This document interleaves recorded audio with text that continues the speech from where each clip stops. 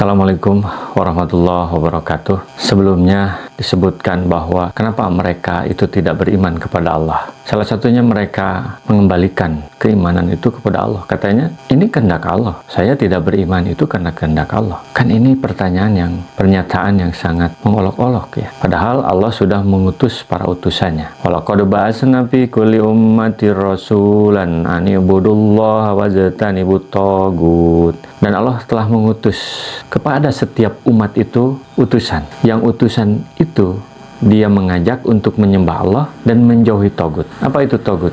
Togut itu Tuhan yang disembah selain Allah. Atau Hamka menyebut itu adalah pemimpin-pemimpin yang ditaati selain daripada pemimpin yang tunduk patuh kepada Allah.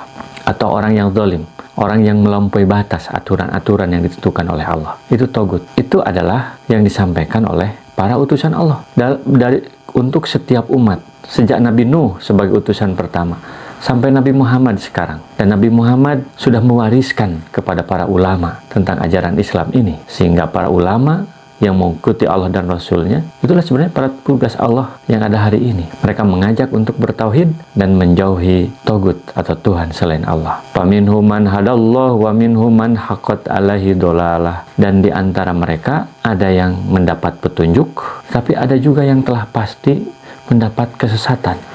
Jadi memang ada dua pihak tetap terhadap dakwah para utusan Allah itu. Ada yang mendapat hidayah, petunjuk dari Allah, ada juga yang sesat. Fasiru fil ardi fa'udhuru kaifa kana akibatul mukadzibin. Maka silahkanlah kalian berjalan-jalan di atas muka bumi dan kalian lihat bagaimana orang-orang yang mendustakan terhadap ayat-ayat Allah.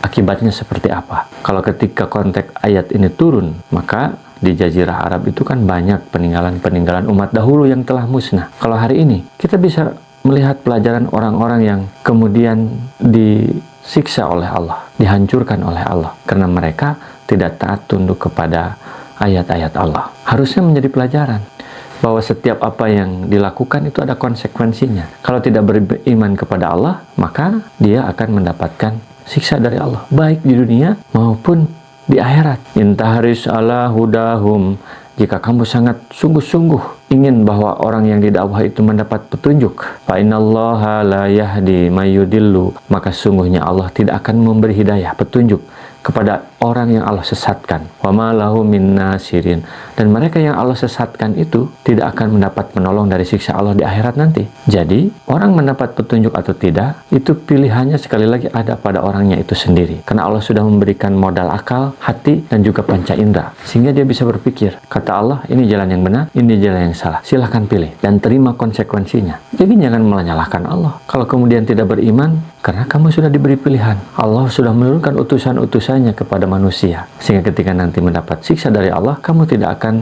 ada yang menolong. Siapa yang akan menolong ketika Allah menurunkan siksa? Baik dunia maupun akhirat. Bagaimana? Kira-kira apa pelajaran dari surat An-Nahl ayat 36-37 ini? Semoga bermanfaat. Assalamualaikum warahmatullahi wabarakatuh. Rasulullah SAW bersabda, baligu anni walau ayatan, sampaikan dariku meskipun satu ayat. Mari kita sebarkan jalan kebahagiaan dengan like, share, dan subscribe channel ini.